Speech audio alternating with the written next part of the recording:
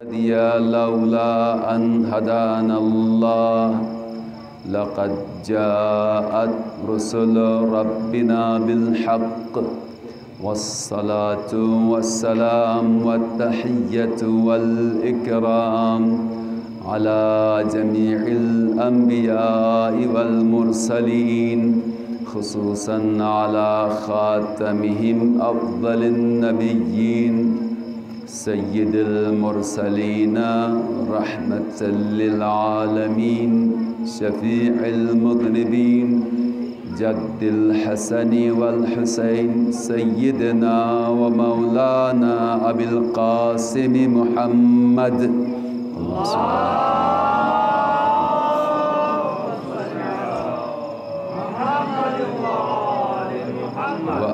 وآله الطيبين الطاهرين المعصومين الغر الميامين الذين أذهب الله عنهم الرجس وطهرهم تطهيرا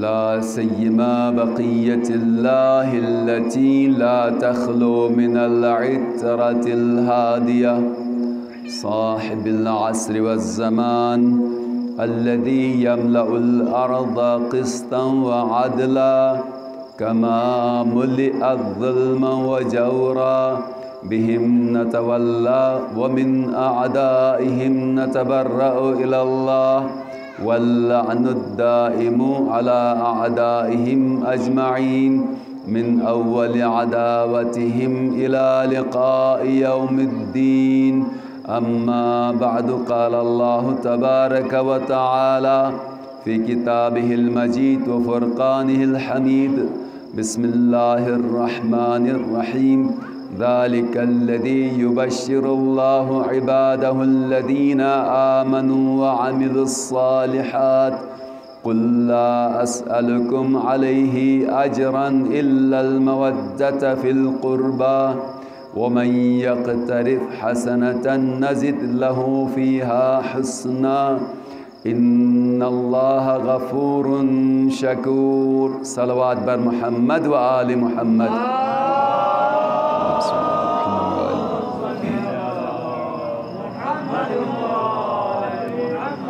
مولا امام زمانہ عجل اللہ تعالی فرجہ شریف کے تعجیل ظہور کے لیے بار دیگر صلوات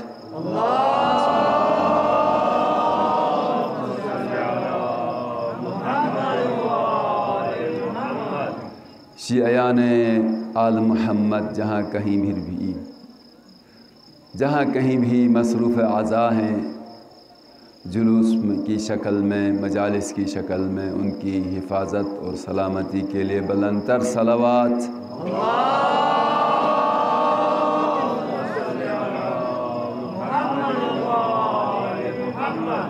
اپنے اعمال کی قبولیت کے لیے اور حاجت روائی کے لیے اس سے بھی بہتر انداز میں صلوات پڑھ دیجئے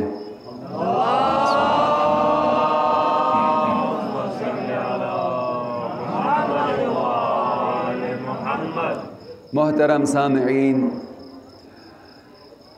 مودت اہل بیت اور اس کے تقاضے کے موضوع کے تحت ذیل میں مسلسل عرائض آپ کی سماعت کے لیے ہدیہ کیے جا رہے ہیں حسب معمول آیت کا ترجمہ پیش کیا جاتا ہے کہ رب العزت کا ارشاد ہے ذَلِكَ الَّذِي يُبَشِّرُ اللَّهُ عِبَادَهُ الَّذِينَ آمَنُوا وَعَمِلُوا الصَّالِحَاتِ یہ وہ چیز ہے جس کی بشارت اللہ اپنے ان بندوں کو دیتا ہے جو ایمان لائے ہیں اور نیک کام کرتے رہتے ہیں قُلْ لَا أَسْأَلُكُمْ عَلَيْهِ أَجْرًا إِلَّا الْمَوَدَّةَ فِي الْقُرْبَى اے حبیب ان سے کہہ دیجئے کہ میں تم سے کوئی اجر رسالت طلب نہیں کرتا مگر یہ کہ تم میرے اہل بیت سے عطرت سے قرابت داروں سے مودت رکھو وَمَنْ يَقْتَرِفْ حَسَنَةً نَزِدْ لَهُ فِيهَا حُسْنًا اور جو کوئی نیک کام کرے گا اس کی نیکی میں ہم اضافہ کرتے ہیں۔ ان اللہ غفور شکور، اور بے شک اللہ بخشنے والا اور شکر قبول کرنے والا ہے۔ عزیزان محترم، اہل بیت علیہم السلام سے مودت رکھنا واجب ہے، اور اس کا فائدہ خود امت کے لیے ہے۔ اسے امت کے کلمہ گو کے اہل بیت علیہم السلام سے مودت اور محبت رکھنے کے نتیجے میں محمد وآل محمد کو کوئی مادی معنوی فائدہ نہیں پہنچتا ہے، اس لیے کہ ان کے ہاں نہ مادی لحاظ سے دنیوی لحاظ سے کوئی کمی ہے، وہ تو عطا کرنے والے ہیں، وہ تو فقیروں کو نیاز مندوں کو نوازنے والے ہیں، لہذا وہ کسی چیز کے محتاج نہیں ہیں کہ ہماری محبت سے مودت سے ان کو کوئی دنیاوی فائدہ ملتا ہو۔ اسی طرح سے معنوی بھی کوئی فائدہ اہل بیت علیہم السلام کو نہیں ہے، کیونکہ اہل بیت علیہم السلام کامل انسان ہیں، اور انسان کامل تمام کمالات کا مالک ہوتا ہے۔ کوئی ایسا کمال نہیں ہے کہ جو امت کے پاس ہو اور اہل بیت کے پاس نہ ہو، بلکہ ہر کمال کے معلم بھی اور سکھانے والے بھی اہل بیت علیہ السلام ہیں۔ ہر انسانی قدروں کی تعلیم دینے والے بھی اہل بیت علیہ السلام ہیں۔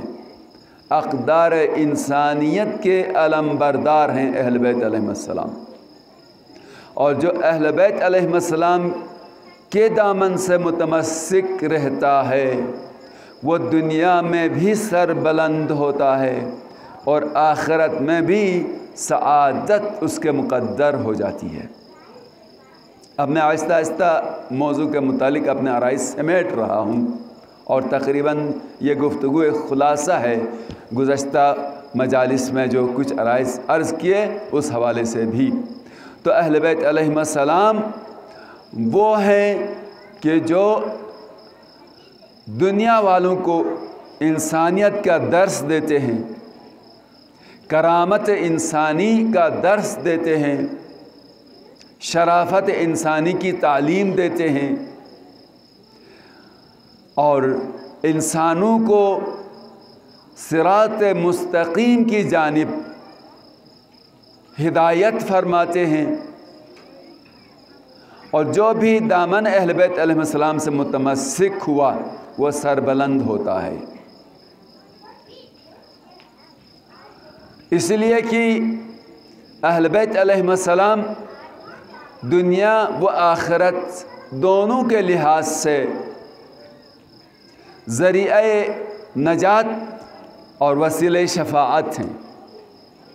لہذا اگر کوئی انسان چاہتا ہے تو اہل بیت علیہ السلام سے مودت بھی رکھے اور سیرت اہل بیت علیہ السلام پر عمل بھی کرے۔ اور جب ہم اہل بیت علیہ السلام کی سیرت کی بات کریں گے تو ائمہ معصومین علیہ السلام کی ہمارے لیے ظاہری زندگی اور ظاہری طرز عمل حجت ہے۔ تمام ائمہ اور خصوصاً پہلے امام سے لے کر کے چھٹے امام تک ایک بہت قدر اشتراک پایا جاتا ہے، اور چھٹے امام سے کے بعد ہم امام موسیٰ کاظم علیہ السلام کی امامت کے قائل ہیں، اور 12 امام تک، اور ہمارے کچھ برادران امام صادق علیہ السلام کے بڑے بیٹے اسماعیل کی امامت کے قائل ہوئے۔ میں اس بحث پہ نہیں جاتا، اس سے پہلے کی بات کرنا چاہ رہا ہوں۔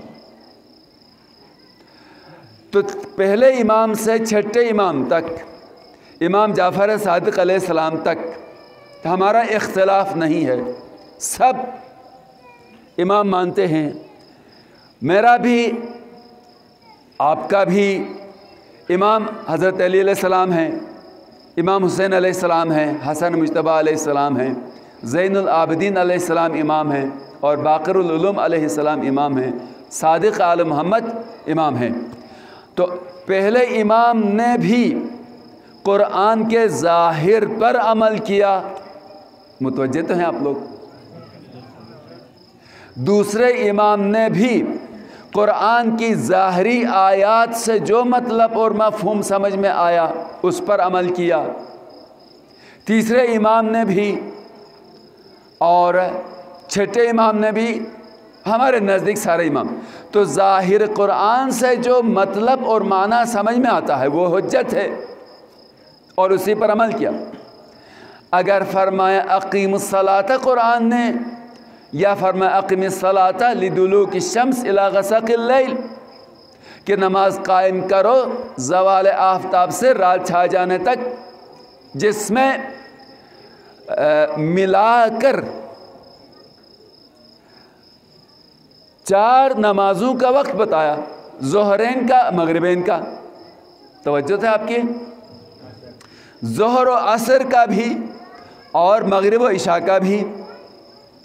وہ قرآن الفجر، ان قرآن الفجر کان مشہودا، اور اس کے بعد صبح کی نماز کا الگ سے وقت بتا دیا قرآن نے۔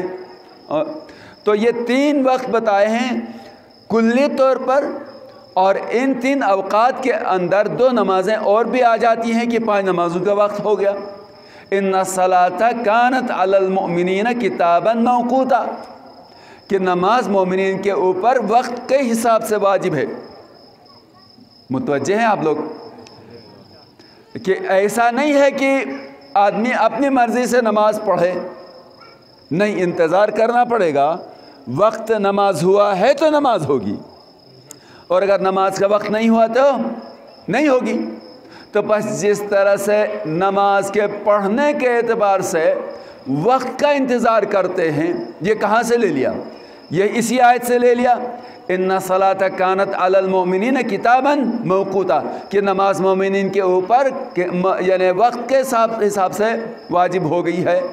تو یہاں پر ظاہر وقت کو لے لیا، تو اسی حساب سے اقیم الصلاۃ لدلوک الشمس یا اقیم الصلاۃ لذکری، نماز قائم کرو میری یاد کے لیے۔ تو نماز اللہ کی یاد ہے، جو شخص نماز پڑھتا ہے وہ خدا کی یاد کرتا ہے، خدا کو یاد کرتا ہے۔ اقیم الصلاۃ لذکری، نماز قائم کرو میری یاد کے لیے۔ اگر تم چاہتے ہو خدا کو یاد رکھو، خدا کو یاد کرنا ہے، تو نماز بہترین ذریعہ ہے اللہ کی یاد کے لیے۔ اب یہاں پر قرآن مجید کے ظاہر سے جو سمجھ میں آیا، رسول خدا نے عمل کر کے دکھایا، جیسے کہ فرمایا صلو کما رأیتمونی اصلی، یعنی نماز پڑھو جس طرح سے میں نماز پڑھتا ہوں۔ حدیث ہے صلو کما رأیتمونی اصلی، تم اس طرح نماز پڑھو جیسے میں نماز پڑھتا ہوں۔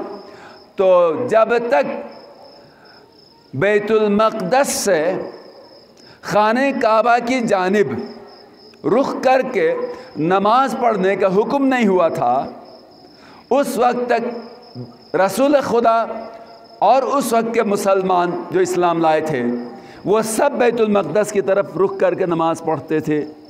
اور حین نماز یعنی دوران نماز یا اثناء نماز میں حکم الہی آ جاتا ہے کہ تم اب فول وجہک شطر المسجد الحرام یا قد نرى تقلب وجهك في السماء فلنولینک شطر المسجد الحرام، متعدد آیتیں ہیں کہ اے رسول ہم نے آپ کو بار بار دیکھا کہ ہماری طرف چہرہ اٹھا کر تو دعا کرتا ہے، یہودیوں کے طعنے کے وجہ سے، کہ یہودی طعنہ دیتے ہیں کہ اگر اسلام تمہارا دین ہے، نیا دین ہے، تو پھر ہمارے جو ہے قبلے کی طرف رخ کر کے کیوں نماز پڑھتے؟ رسول کو یہ گراں گزر رہا تھا۔ قد نرى تقلب وجهك في السماء، ہم نے دیکھا کہ آپ اپنے چہرے کو آسمان کی طرف بلند کر رہے ہیں۔ فلنولینک شطر المسجد الحرام، ہم آپ کے چہرے کو مسجد حرام کے ایک سمت کی طرف موڑ دیں گے۔ اور نماز میں تھے رسول خدا صلی اللہ علیہ وسلم، دور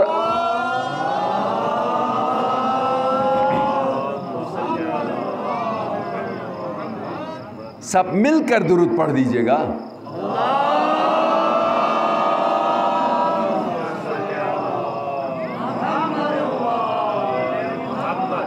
عین نماز کے دوران حکم ہوا کہ اپنے چہرے کو خانہ کعبہ کی طرف موڑ دے، اور بالکل اپوزٹ سائڈ میں خانہ کعبہ ہے۔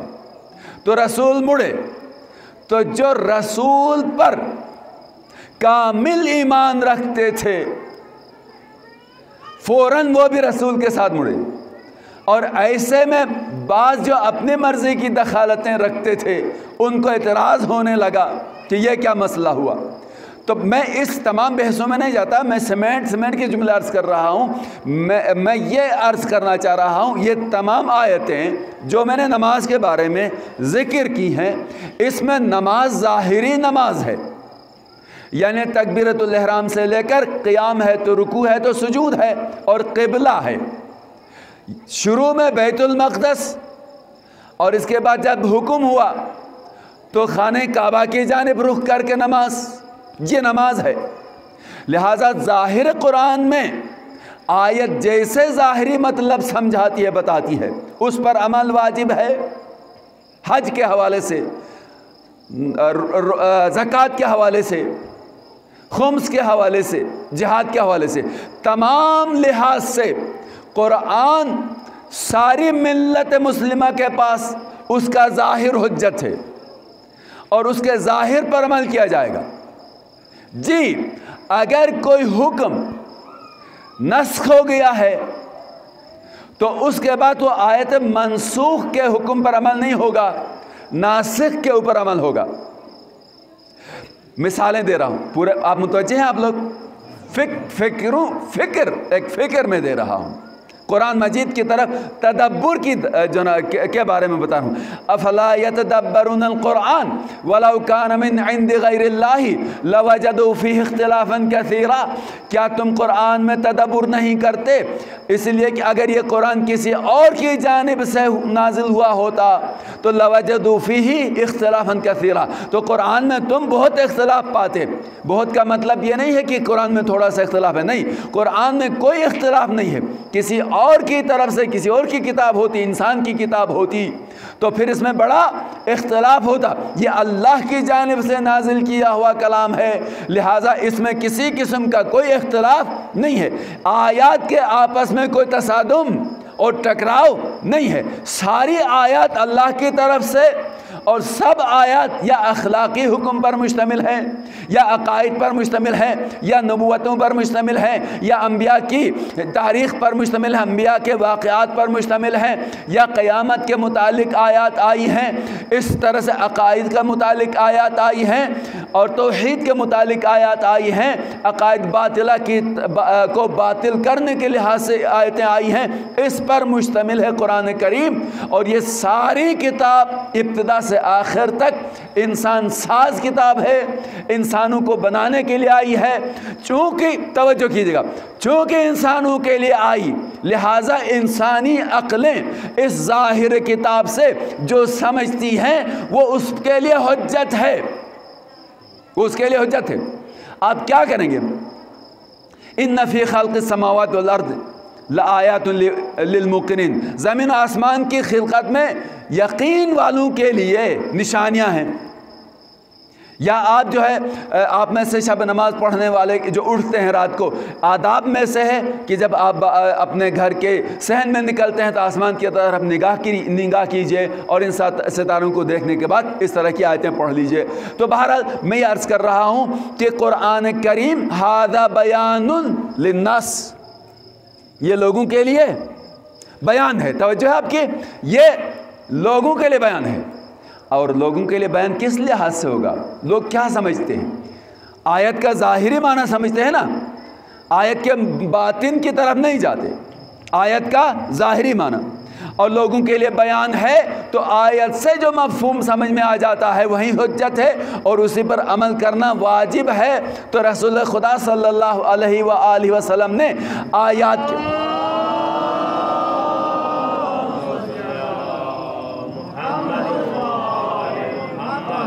آیات کے ظاہر پر عمل کیا، نماز پڑھ کر دکھائی، روزہ رکھ کر دکھایا، حج کر کے دکھایا، توجہ آپ کی، حج کر کے دکھایا، مدینے سے اپنے اصحاب کے ساتھ، کلمہ پڑھنے والوں کے ساتھ پیدل جا کر حج کر کے دکھایا اور طواف کر کے دکھایا، سعی کر کے دکھایا، مینا میں قربانی کر کے دکھایا۔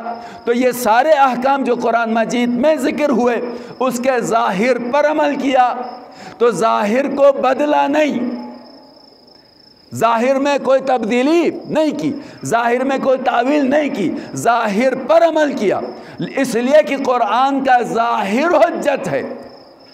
درود بھیجیں محمد وآل محمد کی ذات پر۔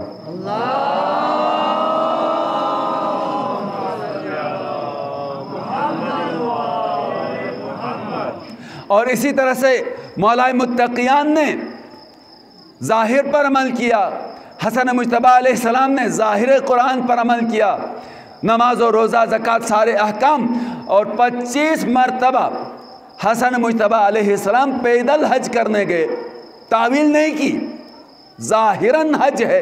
حج کا لغوی معنی ہے سفر کرنا، قصد کرنا سفر کا، تو یہ خاص طور پر یہ لغت میں ایسا تھا، لیکن اسلام میں جب یہ آیت نازل ہوئی تو اسلامی عبادات کے لیے لفظ استعمال ہوئے۔ مثلا صلاۃ جو ہے، صلاۃ دعا کو کہتے ہیں، لیکن اسلام نے اس لفظ صلاۃ کو دعا سے ہٹا کر نماز کے لیے استعمال کیا، جس میں نیت ہے، رکوع ہے، تکبیر، سجدہ ہے اور قیام ہے، ساری چیزیں، تشہد اور سلام ہے، اس کے لیے استعمال کیا صلاۃ۔ کیوں استعمال کیا؟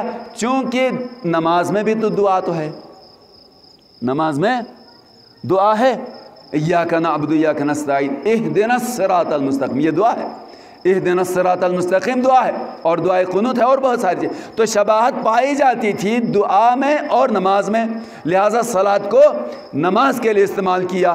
ٹھیک ہے، اسی طرح سے حج بھی قصد کے سفر کے لیے قصد کرنے کا نام ہے، لیکن اس عبادت کے لیے یعنی خانہ کعبہ کے طواف اور ان اعمال کی طرف جانے کے لیے حج کا لفظ استعمال ہو گیا۔ تو امام حسن مجتبیٰ علیہ السلام نے بھی 25 مرتبہ پیدل چل کر حج کیا، اسی طرح سے سارے ائمہ پیدل چل کر یا سواری میں جا کر حج کرتے رہے، تو اس میں کوئی تعویل نہیں کی، ظاہر احکام پر عمل کیا ہے، اس لیے کہ قرآن کا ظاہر ہے اور اہل بیت نے ظاہر پر عمل کر کے سمجھا دیا۔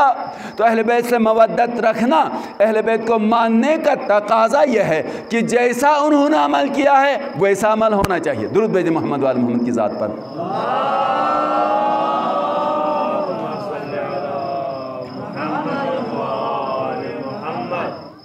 جی ہاں، اب اس کے بعد بعض آیتیں کچھ ایسی ہیں کہ جو عقل سلیم کے ساتھ ٹکراتی ہیں، یعنی ہمارا جو عقیدہ ہے، مثلا خداوند متعال کے بارے میں آپ کا عقیدہ یہ ہے کہ خدا واحد ہے، لا شریک ہے۔ آج توجہ کر رہے ہیں، تھوڑا سا ایک اور رخ سے میں آج گفتگو کر رہا ہوں۔ خدا واحد و لا شریک ہے، یکتا ہے، اس کا کوئی شریک نہیں۔ اچھا، وہ لامکان ہے، کسی جگہ میں نہیں ہے، منزہ ہے کسی جگہ میں سما جانے سے، ٹھیک ہے نا۔ اچھا، وہ جسم نہیں رکھتا، اعضاء و جوارح نہیں رکھتا، درست ہے، آپ کے پاس دلیل ہے نا اس حوالے سے؟ بھائی خداوند متعال جسم کیوں نہیں رکھتا؟ آپ دلیل دیتے ہیں اس لیے کہ جسم رکھنا مخلوق کی علامت ہے اور خدا خالق ہے، جسم وہ رکھتا ہے جو مخلوق ہے، جو محدود ہے۔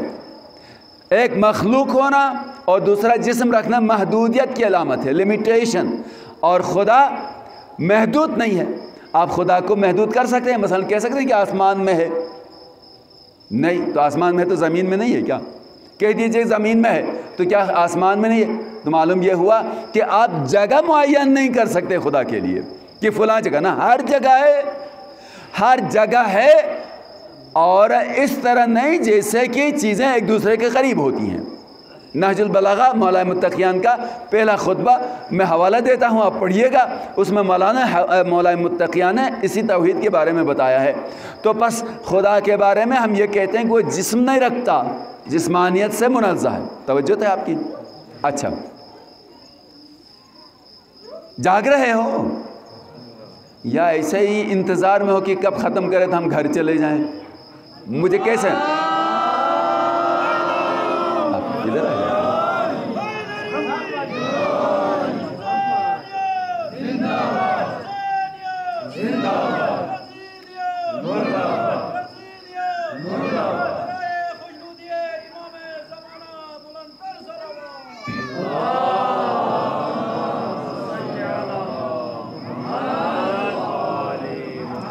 آپ کے افکار اور آپ کے عقول کے لیے علمی چیزیں رکھ رہا ہوں۔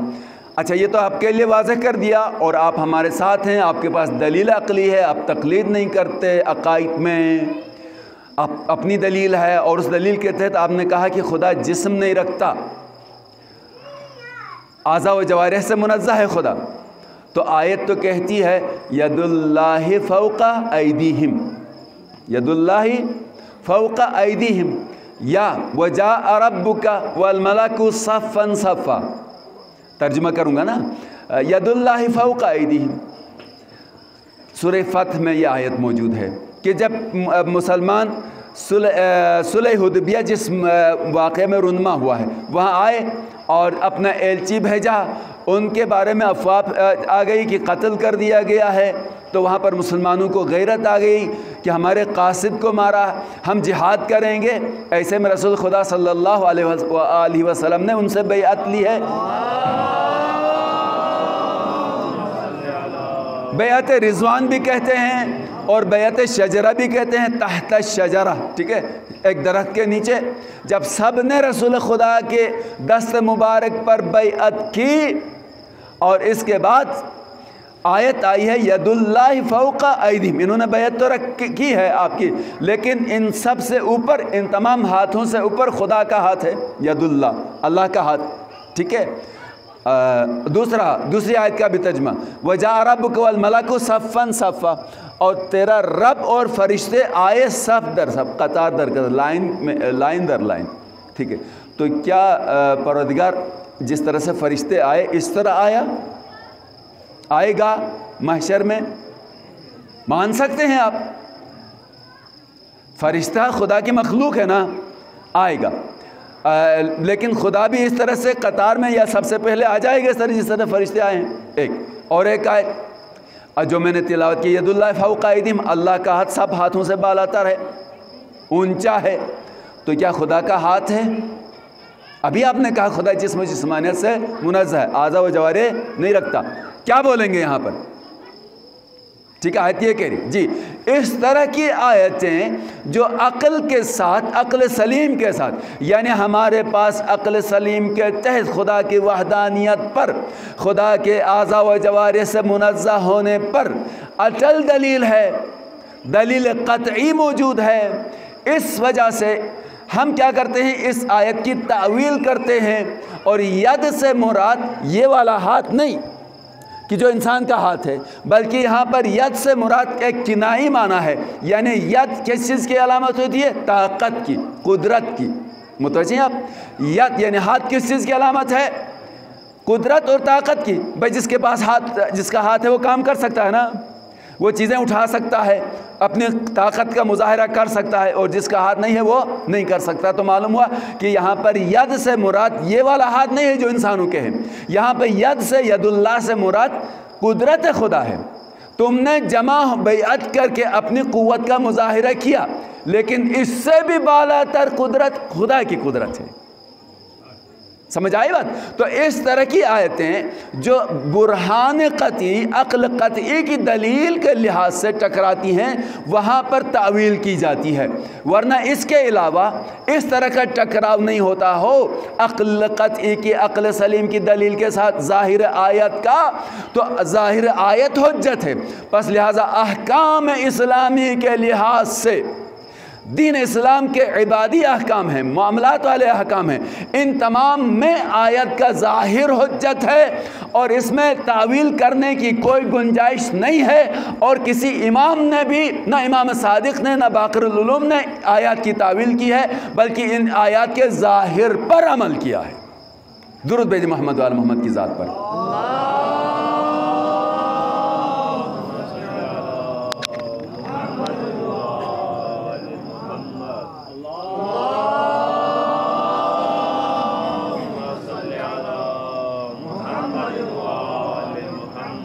یوں سمجھایا اہل بیت علیہ السلام نے دین کو، قرآن کو، اور اسی لیے حکم ہے کہ تم اہل بیت سے متمسک رہو۔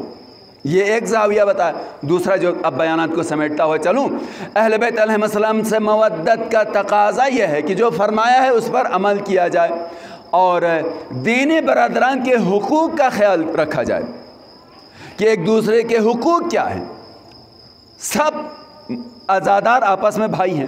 ایک جملہ عرض کروں، آیت اللہ وحید خراسانی فرماتے تھے کہ ایک مرتبہ ایک شخص نے آ کر معصوم سے سوال کیا، فرزند رسول، بعض اوقات میں بلا وجہ کے اداس ہو جاتا ہوں، رنجیدہ ہو جاتا ہوں، جب میں دیکھتا ہوں میرے گھر میں کوئی پریشانی نہیں ہے، سب کچھ ٹھیک چل رہا ہے، یعنی کسی لحاظ سے کوئی کمی نہیں ہے، سارا نظام میرے گھر کا صحیح چل رہا ہے، سب بچے ٹھیک ہیں، گھر والے سارے ٹھیک ہیں، میں خود بھی جسمانی طور پر ٹھیک ہوں، کوئی مشکل، کوئی پریشانی نہیں ہے، لیکن پھر بھی دیکھتا ہوں تو دل اداس ہے، سمجھ میں نہیں آتا کیوں ایسا ہے۔ تو فرزند رسول نے فرمایا، معصوم نے فرمایا، جی تمہارا گھر ٹھیک ہے، لیکن دنیا کے کسی گوشہ کنار میں کسی مومن کو پریشانی لاحق ہوئی ہے، کوئی دکھ اس کو پہنچ رہا ہے، اس کا اثر تجھ پر ہو رہا ہے۔ یہ میرا جملہ نہیں ہے کہ آپ شک کرنے لگیں گے، یہ آیت اللہ وحید خراسانی نے درس میں یہ بیان کیا تھا، درس خارج میں، تو وہ تو